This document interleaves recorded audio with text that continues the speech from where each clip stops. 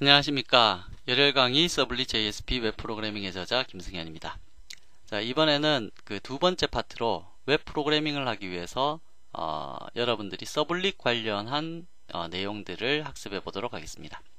자, 앞서서 여러분들이 파트 1에서 학습하신 내용들은 웹 프로그래밍에 진입하기 위해서 기초적으로 아셔야 될 것들을 전체적으로 한번 쫙 훑어봤던 개념이고요.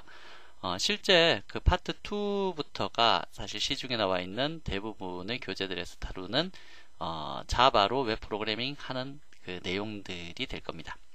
일반적으로 그 서블릿이라는 이 부분은 보통 교재에서 잘 다루지 않는데요.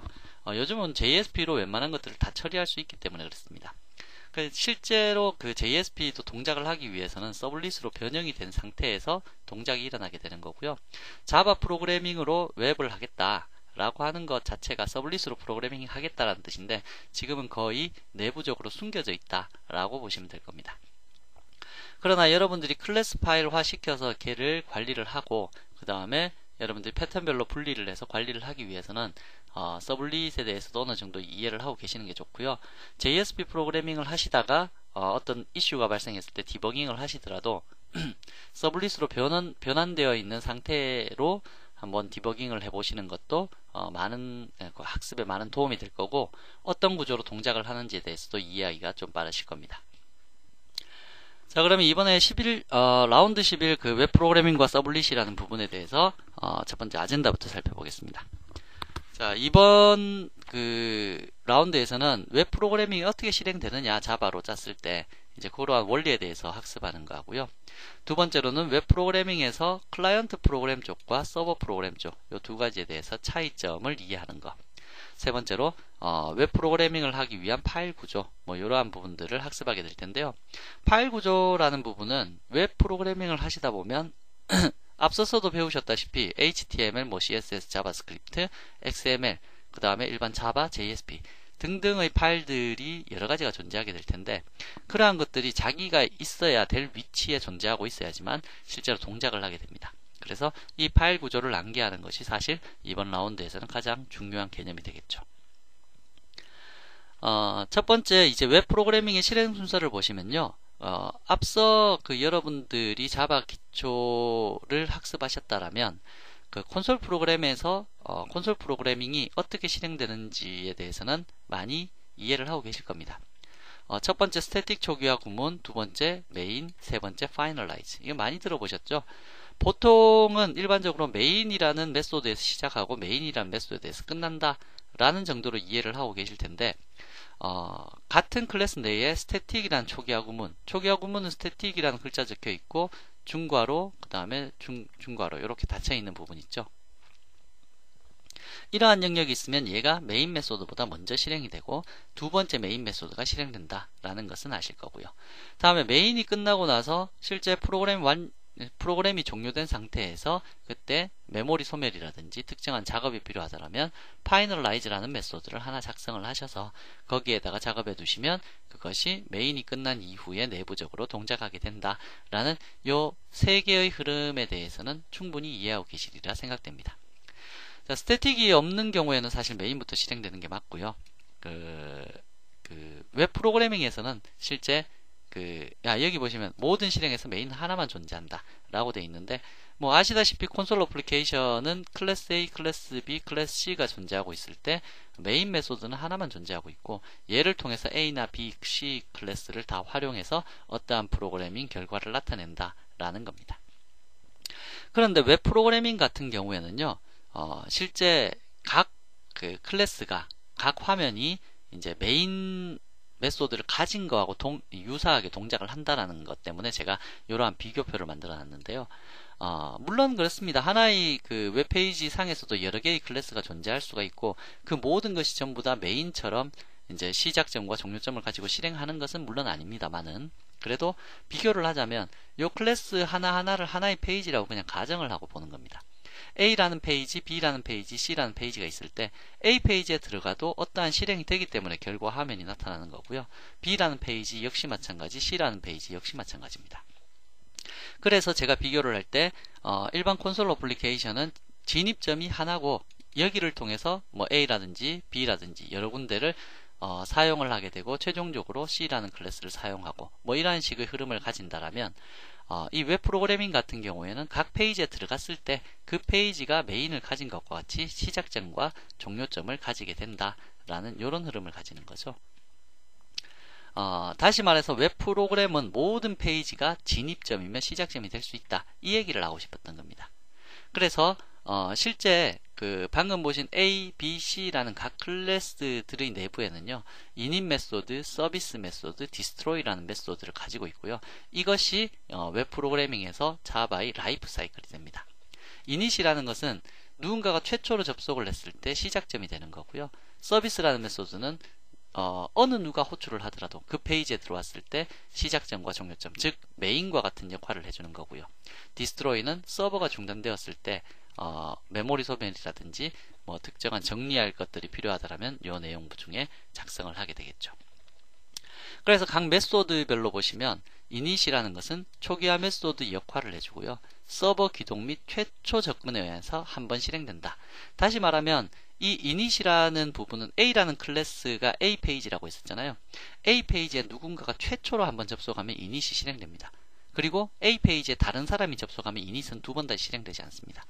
다시 말하면 서버가 기동되고 나서 최초로 한번 누군가의 접속에 의해서 한 번만 실행되는 영역이 init입니다.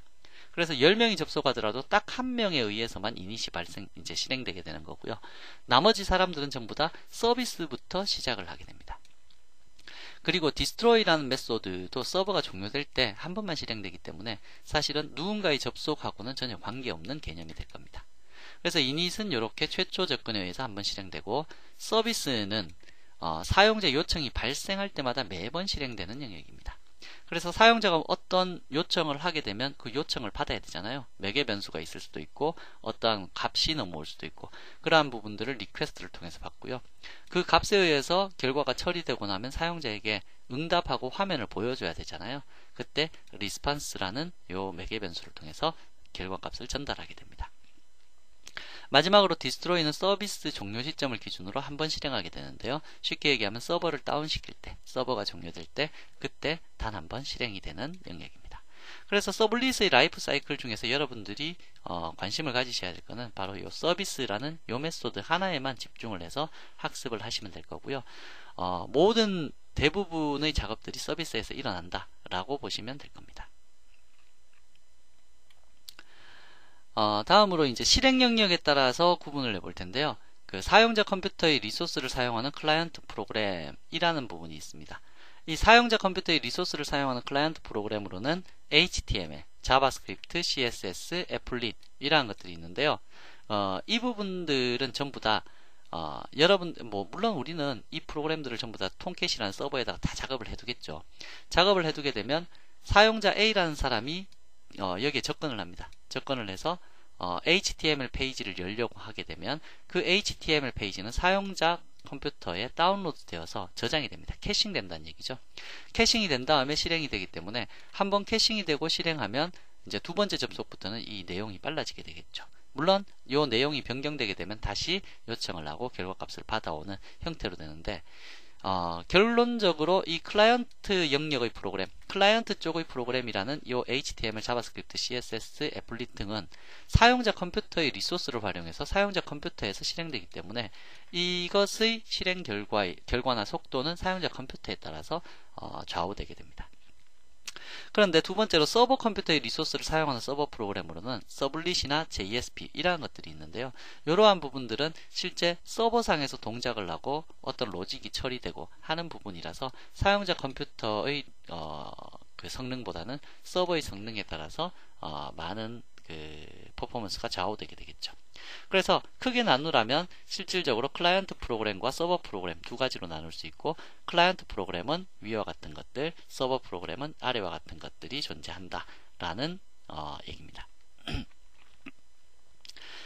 실제로 이제 예를 들어서 한번 영역을 구분해 볼게요. 제가 조금 전에 말씀드렸다시피 위에 거든 밑에 거든 전부 다 개발자가 만들어서 제공해 줘야 되는 거 맞는데요. 자, 톰캣에 이제 만들어 올려놨다고 가정을 하면 사용자가 회원가입을 위한 정보를 입력하는 페이지, 그러한 부분들은 HTML, CSS, 그 다음에 자바스크립트 이러한 것들을 통해서 작업을 하게 되겠죠. 바로 이러한 프로그램들이 클라이언트 쪽 프로그램, 그러니까 클라이언트에 다운로드 되어서 실행되는 프로그램이 되는 거고, 이 상에서는 서버하고 통신이 발생하지 않습니다. 최초의 서버로부터 그냥 내려받는 그 정도 통신만 발생하게 되는 거겠죠. 두 번째로 사용자로부터 입력된 정보를 서버의 DBMS에 저장하는 로직 작성은 실제로 HTML을 통해서 데이터가 입력이 되게 되면 서버로 보내게 되겠죠. 보내면 그 서버 쪽에서 서블릿이나 JSP와 같은 서버 프로그램을 이용해서 여러분들이 이제 그 DBMS에 그러한 정보를 저장하는 작업을 합니다. 그래서 얘는 서버 프로그램에 해당하는 거고요. 세 번째, 저장된 결과에 따른 메시지를 사용자에게 전송하는 로직 작성. 다시 말하면 DBMS에 이제 저장을 했습니다. 저장을 하고 나면 저장이 성공했다, 실패했다는 서버 프로그램에서 인지를 할 수 있는 거죠. 그래서 여기서 여기로 넘어오게 됩니다. 넘어와서 저장이 성공되었습니다, 실패되었습니다 라고 하는 결과값을 누구한테 보내느냐? 클라이언트 프로그램 쪽으로 보내야 되겠죠. 그래서 HTML로 작성된 결과물을 클라이언트에게 전송하게 되는 거고요. 클라이언트가 전송받은 이 결과값을 자신의 화면에 띄우는 거는 요 결과값만 다운로드 받아서 이제 클라이언트가 캐싱하게 되는 거고, 캐싱된 결과값이 화면상에 클라이언트 프로그램으로서 리소스로 작성되어서 보여지게 됩니다. 다음에 회원가입 다 했으면 이제 로그인 해야 되겠죠. 로그인 페이지로 이동하는 것은 HTML 클라이언트 프로그램입니다. 다시 말하면 어떠한 서버하고의 통신이 필요한 건 아니죠. 뭐 한번 다운로드 받아 있으면 그 페이지가 그냥 열리면 됩니다. 다음 다섯 번째로 사용자가 로그인 정보를 입력하는 페이지. 뭐 이거 역시 마찬가지 아이디하고 패스워드 입력하는 거 클라이언트 프로그램이겠죠. 마지막으로 사용자로부터 입력된 정보를 서버의 DBMS하고 비교해서 결과를 전송하는 로직은 뭐 서블릿 쪽에서 서블릿이나 JSP 쪽에서 서버 프로그램으로서 DB하고 비교를 하고 이게 그 우리가 MVC 패턴 중에서 M에 해당하는 거죠. 모델 영역에서 모든 작업들이 처리된 후에 컨트롤러에 의해서 이거 성공했으면 메인 페이지, 실패했으면 페일이라는 메시지를 띄우는 HTML로 이동해라 라고 하면 그 이동을 하도록 요청을 하게 되면 클라이언트들이 그 페이지들을 캐싱하고 있다라면 그 페이지가 자동적으로 열리게 되는 겁니다. 쉽게 얘기하면 여기에 지금 적혀있는 모든 것들이 사실 서버에 있기 때문에 서버로부터 내용들을 먼저 한 번은 다 받아야 됩니다. 받아야지만 되기 때문에 그 전부 서버 프로그램으로 이제 오해하실 수가 있는데, 실제 내부적으로 렌더링 되고 보여지고 밸리데이션 처리되고 이러한 부분들이 클라이언트에서 일어나느냐 아니면 서버 측에서 일어나느냐, 로직 자체의 수행 자체가 어디 쪽에서 어디를 주축으로 일어나느냐에 따라서 클라이언트 프로그램하고 서버 프로그램 뭐 이런 식으로 나누는 거거든요. 그래서 뭐 큰 의미를 가진다라기보다는 그냥 단순하게 이 클라이언트 프로그램에서 어떠한 것을 작성을 하게 되면 서버 리소스가 그만큼 경감이 된다 라는 개념으로 처리를 하는 겁니다. 그래서 우리 보통 그 회원가입 같은 경우에 아이디가 12자 되었냐 안 되었냐 뭐 이러한 것들을 비교하는 거 있죠. 그러한 것들은 자바스크립트로 일반적으로 작성합니다. 서버하고 통신 리소스가 발생하지 않기 위해서 그러는 거죠. 그래서 내부적으로 자신의 그 컴퓨터 리소스, 클라이언트 사용자의 그 리소스를 그냥 사용해서 체킹해도 될 만한 부분들은 자체적으로 처리를 하게 되면 서버의 부담을 그만큼 줄여줄 수가 있게 되는 거고요. 이제 실제 서버로 가서야지만 작업할 수 있는 것들, 이제 그러한 부분들이 서버 내에서 작성이 되는 서블릿 JSP 프로그램으로 처리된다라는 이야기를 하고 싶었던 겁니다. 이것을 뭐 굳이 뭐 나눠야 된다, 나누지 말아야 된다, 뭐 이러한 것들은 없습니다. 그냥 필요에 의해서 어느 쪽 리소스를 더 경감시켜서 사용할 거냐에 의해서 구분지어서 처리를 하게 되는 거고요. 뭐 어떤 쪽으로 작업을 하더라도 프로그래밍이 동작하는 데는 이슈는 없습니다. 단 나중에 이제 속도나 퍼포먼스 관련한 문제는 발생할 수 있겠죠.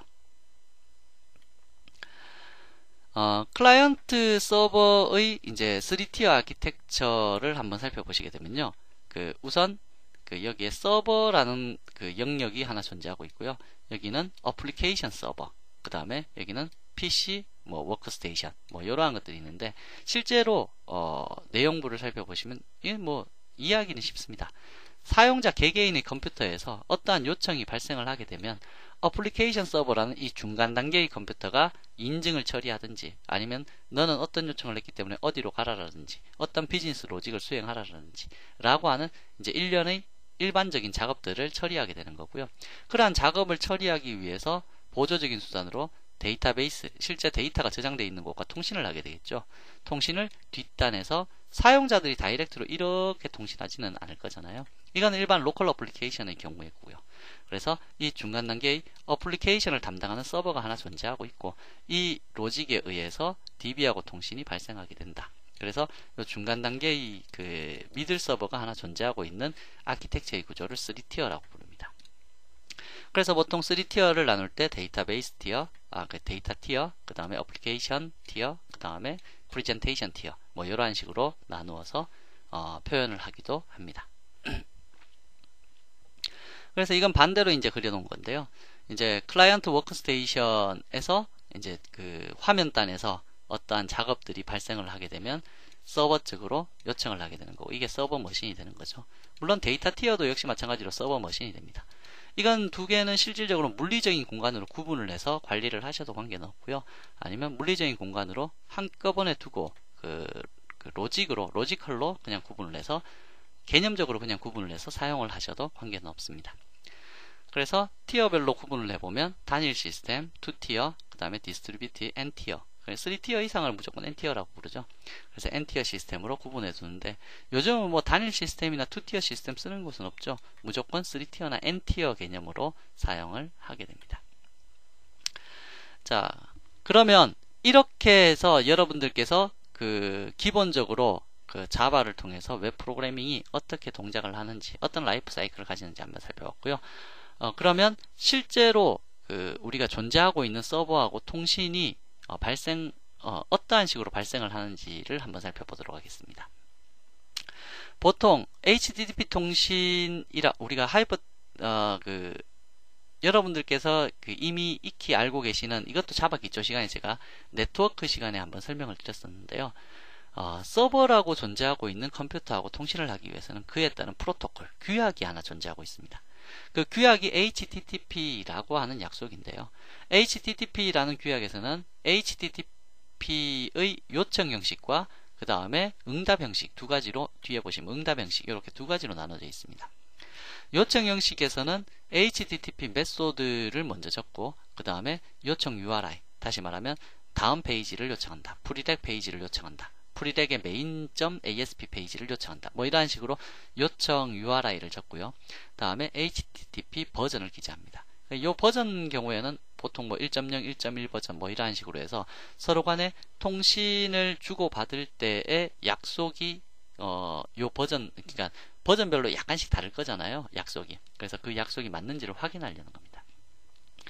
보통 HTTP 메소드는 그 get 방식 메소드, 뭐 포스트 방식 메소드, 옵션 방식, 딜리트 방식, 업데이트 방식, 뭐 이런 등등의 메소드들이 존재합니다. 다시 말하면 사용자가 하고자 하는 행위에 따라서 메소드가 나눠지는 거죠. 메소드는 동작이라고 보시면 됩니다. 그래서 보통 우리가 알고 있는 그 HTTP 메소드는 get과 post를 알고 계실 겁니다. 앞서서도 파트 1에서 우리가 HTML 폼 태그 작성할 때 메소드 방식을 get 방식으로 해서 보내보고 post 방식으로 보내보고 뭐 이렇게 해봤었죠. 이제 그러한 메소드 get 방식은 이제 빠르게 통신을 하기 위해서 간단한 데이터만 전송을 시켜서 결과값을 얻겠다라는 경우고, 포스트 방식은 대용량 데이터를 보내고 결과값을 얻겠다. 그래서 대용량 데이터 보내면서 데이터를 보호하겠다, 뭐 이런 뜻이고, 뭐 딜리트라는 메소드 방식은 서버에 있는 뭔가를 지우겠다 라고 하는 요청이 되는 거고, 헤더 방식 요청은 실제로 헤더 데이터를 보내갖고 뭐 그게 있는지 없는지를 조사하겠다, 뭐 이러한 형태로 용도에 따라서 여러가지 메소드를 사용할 수 있게 되는 거고요. 그 양식이 바로 다음과 같이 존재하고 있습니다. 이것을 상단에 있는 이 부분을 요청부라고 부르는데요. 이 요청부는 딱 양식이 정해져 있기 때문에 요거 틀리게 적으시면 안 됩니다. 그래서 제일 첫 번째 HTTP 메소드. 그래서 예전에 우리 자바 기초할 때 그 텔넷 가지고 한번 테스트 해보셨죠? 그래서 get이라고 해서 get 방식으로 한번 요청해 봤습니다. 하고 여기에 요청 URI에 HTTP에서 뭐 프리렉에 뭐 main.asp 뭐 이렇게 적어 봤었고, 한 칸 띄우고 1.0 버전 하고 엔터 이렇게 쳐서 요청부를 한번 만들어 봤었죠. 두 번째, 요청부를 보내면서 간단한 데이터는 보낼 수 있다 그랬죠. 그래서 헤더키 콜론 헤더값 엔터, 헤더키 콜론 헤더값, 예를 들면 id kimsh 엔터, 그 다음에 패스워드 1234 엔터, 뭐 이런 식으로 하시고 또 한 번 더 엔터 치시고 실제 메시지 바디에다가 여러가지 내용들을 한꺼번에 보내실 수 있습니다. 그리고 다시 한번 엔터를 치시게 되면 전송 요청이 발송이 되는 거죠. 그래서 우리가 그 자바 기초 시간에 네트워크 시간에 이러한 것을 통해서 텔넷으로도 해봤고 실제 프로그래밍을 통해서도 이러한 값으로 해서 데이터를 한번 보내본 적이 있죠. 자, 아래쪽에 HTTP 요청 메소드의 종류가 나와 있는데요. get, post, head, trace, put, delete, options, connect 뭐 이러한 것의 여러 가지 종류가 있습니다. 각각을 보면 뭐 URL에 있는 간단한 데이터를 보내면서 URL에 있는 자원이나 파일 가져오라고 요청하는 거. 그 다음에 post는 메시지 바디를 URL에 넘겨주라고 요청하는 거. 그 다음에 head는 URL로부터 헤더만 가져오라고 요청하는 거. 루프백, 뭐 메시지 바디, 뭐 등등등에 대해서 각각의 요청 방식이 있는데 우리가 주로 쓰는 메소드 방식은 get과 post밖에 없기 때문에 아마 대부분 많이 쓰면 헤더까지는 쓰실 겁니다. 그리고 뭐 여러분들이 그 파일 업로드 프로그램을 만든다 라고 하면 푸시나 딜리트 같은 것도 물론 사용하시게 될 거지만 기본적으로 이제 get이나 post 그 다음에 head 요 세 가지 정도의 요청 메소드만 기억하고 계신다고 하더라도 서블릿이나 JSP 프로그래밍을 학습하시는 데는 어려움은 없으실 것 같습니다. 자, 다음에 응답 방식으로, 응답 형식으로는 여러분들이 방금 전과 같이 이렇게 요청을 보내시게 되면 요청된 내용에 대해서 결과값이 되돌아오는데 되돌아올 때는 보낼 때 우리가 버전을 제일 끝에 기재했잖아요. 올 때는 버전이 가장 먼저 오게 됩니다. 그래서 HTTP 1.0으로 지금 응답하고 있습니다. 뭐 이런 식으로 오게 되겠죠. 그 다음에 응답 코드는 뭐 아래쪽에 있다시피 100번 때부터 500번 때까지 응답 코드가 넘어오게 되는데요. 100번 때에서는 요청에 대해서 작업을 하고 있을 때 지금 진행 중입니다. 뭐 이란 뜻입니다. 200번 때는 요청에 대해서 성공적으로 응답할 때 이제 당신이 요청한 것에 대해서 성공한 결과값 보내드릴게요 라고 한 거고요. 세 번째 300번 때는 데이터가 없을 때 리다이렉션, 위치 이동이 대표적인데 리다이렉션과 같은 그러니까 그 해당 URL이 딴 데로 옮겨졌어요 라고 결과값이 올 때 400번 때는 당신이 지금 요청 보낸 요 형식 자체가 뭔가 이상이 있습니다 라는 게 400번 때고요. 500번 때는 서버가 지금 공사 중, 다시 말하면 서버가 안 켜져 있거나 서버가 무슨 문제가 있을 때 서버 에러로 인해서 응답을 할 때는 500번이 오게 됩니다. 그리고 뒤에는 간단한 메시지 뭐 200번 같으면 OK, 뭐 400번 같으면 404 not found 뭐 이런 식으로 파일 not found 뭐 이런 식으로 해서 응답이 오게 되는 거고요. 그리고 헤더의 헤더 값, 헤더 키의 헤더 값 뭐 이런 식으로 결과값도 보이고 메시지 바디 쪽에는 보통 우리가 그 HTML 페이지를 요청했다, 메인 페이지를 요청했다 그러면 메인 페이지 HTML 코드들이 쫙 들어와서 엄청 길게 해갖고 쫙 들어옵니다. 그러면 요것들이 이제 화면에 뿌려지는 거죠. 그래서 이러한 HTTP의 통신 방식에 의해서 여러분들께서 prereq.co.kr 하고 엔터를 치게 되면 그게 요청을 한 거고요. 그렇게 요청을 하게 되면 프리렉 화면이 웹브라우저에서 쫙 뜨죠. 근데 그 웹브라우저의 소스 보기 해보면 어때요? 어떤 내용들이 쫙 들어있죠. 그 내용들이 여기에 있는 요 바디 부분이 그대로 익혀져서 화면상에 뿌려지게 되는 겁니다. 그래서 HTTP 통신의 요청과 응답이라는 것은 웹 프로그래밍에 있어서는 내부적으로 자동적으로 일어나는 겁니다. 여러분들이 일부러 만들고 싶어서 막 만들어지는 게 아니라 웹 브라우저라고 불리는 것, 그러니까 익스플로러나 사파리, 크롬, 파이어폭스와 같은 이런 그 웹 브라우저 프로그램들이 바로 그런 거를 HTTP로 요청 보내고 요청을 받아서 그걸 화면에 띄우고 하는 이 일련의 작업들을 자동으로 처리해 줍니다. 우리가 네트워크 프로그래밍 가지고 할 필요가 없다는 얘기죠. 그래서 웹 프로그래밍에서는 이러한 부분들에 대해서 크게 신경을 안 써도 관계는 없는데요. 내부적으로는 이러한 일들이 발생하고 있다 라는 정도는 기억하고 계셔야 될 겁니다.